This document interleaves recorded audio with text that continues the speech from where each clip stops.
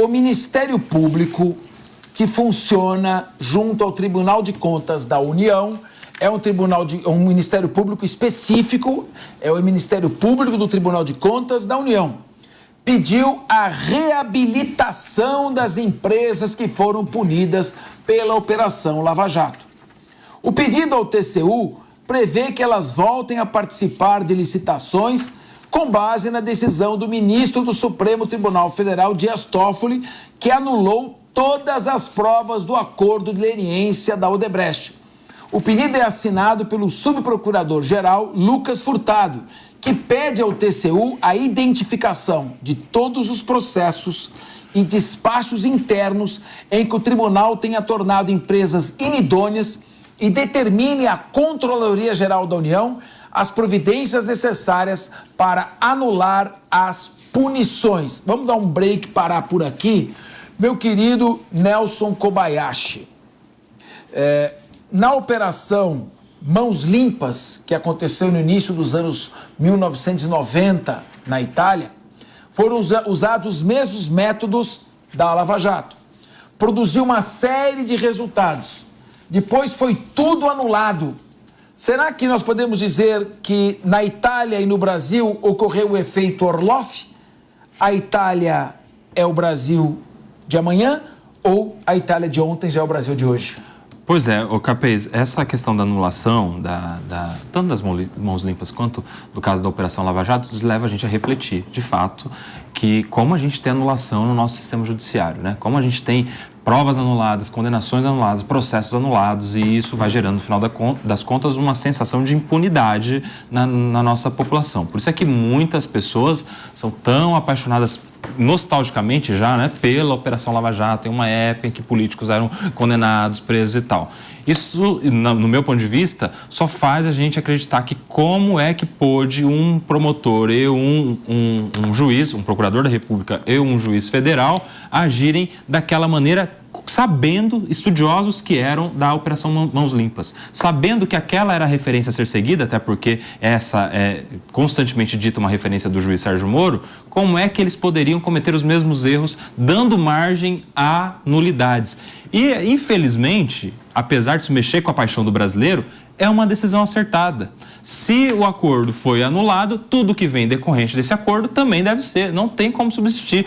Essas empresas, elas não têm contra elas condenação, porque tem anulação. Essas empresas não têm contra elas as provas ou o acordo, porque foi também anulado. E, portanto, essas empresas têm que estar aptas a estarem agora, a estarem reabilitadas, porque não mais existe nenhuma condenação por excesso do procurador Deltan Dallagnol e do juiz Sérgio Moro. Que agora, se fosse um juiz isento e um procurador que fizesse só o que ele precisa fazer, talvez a gente teria políticos condenados e presos. Eu quero ouvir o Diego Tavares. O Nelson Kobayashi faz uma crítica jurídica, mas uma crítica de que tanto o Sérgio Moro quanto o Deltan Dallagnol abusaram. É uma visão de acordo com o Código de Processo Penal. Agora, é difícil dizer que eles abusaram quando o Supremo Tribunal Federal vinha mantendo todas as ações e dizendo que essas ações eram legítimas, ainda que juristas estivessem apontando abusos e violações claras ao Código de Processo Penal. Agora, o Supremo disse, a 13ª Vara Federal é competente, não há nulidades aparentes.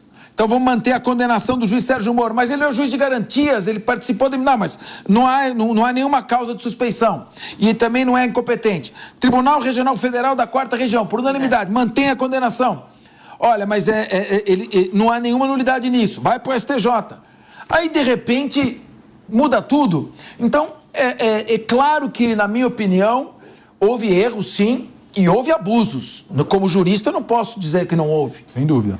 Mas foram abusos que foram sufragados e agora estão sendo anulados. Eles estão passando de heróis a vilões, nem tanto ao mar, nem tanto à terra. Posso fazer mais uma pergunta? Dani, por favor, Dani, entra. Fala, divide a tela. E depois eu quero falar na réplica também. Põe a tela em 3, todo mundo, vambora, Nicolino, vambora. Não vamos eu até sugeri para dividir a tela quando estiver falando, põe todo mundo olhando para a cara do outro. Considerando a descrição que o Capês muito bem realizou aqui, Diego, no caso, todos estes que validaram essas decisões também deveriam ser retirados da magistratura?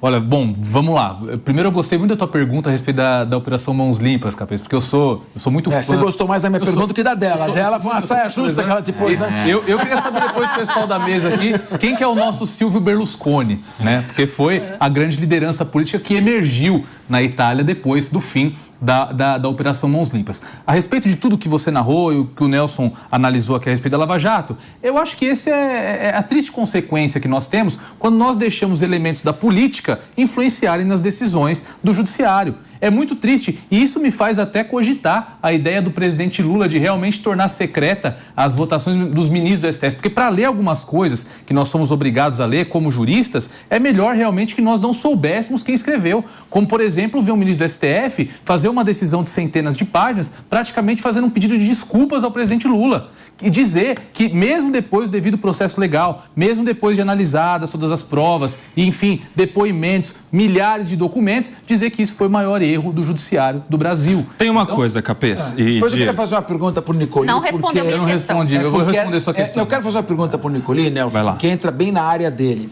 Até que ponto o papel da imprensa tem interferido nas decisões do Poder Judiciário?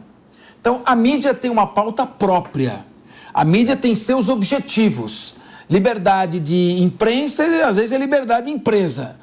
Então ela fixa uma pauta e começa a dar luz a determinados membros ou do Ministério Público ou da magistratura que vão em direção a essa pauta. E muitas vezes o judiciário fica pressionado, o juiz não quer ser vaiado na rua, ele quer ser aplaudido. E ele vê ali muitas vezes uma oportunidade, uma plataforma de projetar a sua imagem. Até que ponto isso influencia e faz com que o juiz leia mais os jornais do que os autos do processo? Era exatamente isso que eu ia discutir, né? Lendo o meu pensamento. Porque dentro da ciência política, a gente trabalha a grande imprensa como um quarto poder, né? Exatamente esse é o grande problema, porque ela acaba impondo, né, a partir da sua opinião, a forma como outros poderes vão agir.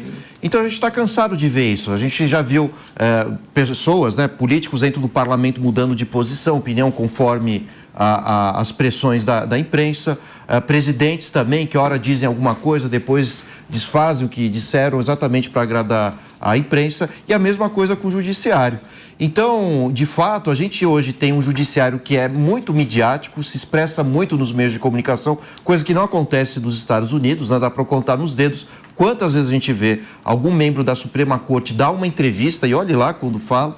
Então, de fato, a imprensa ela pressiona muito os membros, né, do STF, principalmente, das demais cortes, a tomarem certas decisões, né?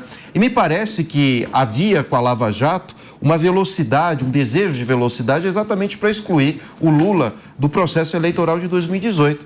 E aí que a Lava Jato, embora fosse bem intencionada na origem do seu programa, acabou entrando em desgraça, exatamente por ações que extrapolaram, né, os limites, enfim, das liberdades individuais, prisões que poderiam ter sido feitas, sim, caso as investigações fossem aprofundadas, mas foram antecipadas. Inclusive a coerção coercitiva, né, aliás, a condução coercitiva do Lula foi exemplo disso, não havia necessidade. Enfim, então tudo isso faz com que as cortes ajam conforme a pressão da imprensa. Nicolas, eu só acho que essa coisa de falar que a Operação Lava Jato foi só para tirar o Lula das eleições de 2018, eu acho isso um exagero, porque eu acredito, na verdade, que tanto o juiz quanto o promotor, eles tinham convicção da culpa e eles queriam a todo custo condenar, para se valer, inclusive, pessoalmente dessa espetacularização da justiça, né? Então, eles tinham tanta convicção de que era culpado de que eles fizeram, inclusive, procedimentos contra a lei, prisões preventivas, acordos, combinados, sugestão do juiz para o procurador como ele deveria agir, que estratégia deveria seguir, ou seja, esses excessos todos ilegais contaminaram algo que estava na convicção de culpa. E a ideia deles, no meu ponto de vista, era condenar, se tornar um herói nacional, como por boa parte do tempo eles foram, e depois colherem os frutos disso fora da magistratura e fora do Ministério Público. Agora, Dani, poder, né? Cínico, mas, Dani, veja só, eles talvez tenham se entusiasmado, porque a Lava Jato apurou 120 bilhões de 120 bilhões de reais de prejuízo. 25 bi já retornaram, mas foram 120 bilhões. O país derreteu o PIB no período em que havia essa corrupção desenfreada. Agora, chegou um momento que eles começaram a ir além da competência fixada à 13ª Vara Federal e começaram também a ir além da sua competência e daquilo que era necessário fazer. Começaram a mudar um pouco, dar uma pauta mais política à investigação. Agora, a imprensa não teve culpa? A mesma imprensa que está demonizando Sérgio Moro e Deltan Dallagnol também não foi responsável por estimulá-los a ir além daquilo que era a sua competência? Ou seja, ela dá o palco, depois tira a madeira e você despenca. Olha, para mim, Capês, é preocupante que questões que deveriam ser tomadas tecnicamente se deixem levar por opiniões ou pelo que a imprensa está colocando. A imprensa, eu vejo, na verdade, como mais um método de pressão.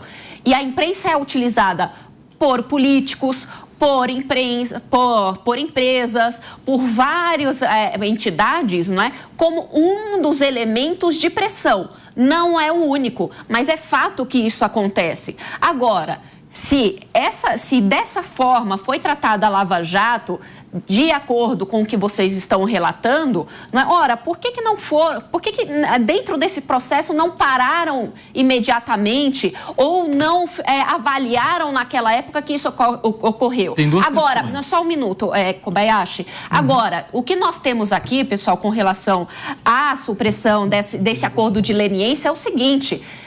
vocês lembram do Sérgio Cabral? Vocês lembram do Eduardo Cunha? Vai cair na mesma vala. Nós temos quase 49 países também que estão envolvidos numa investigação internacional da Lava Jato. Então, isso tudo vai simplesmente cair por terra. Por quê? Porque simplesmente o nosso sistema jurídico, ele está sendo corroído e corroído cada vez mais ao longo do tempo e deveria responder adequadamente. Só um detalhe, a gente viu aquilo que porque se era tão ilegal, por que é que todos os juízes, os desembargadores, os ministros do próprio STF embasaram, endossaram aquela atuação?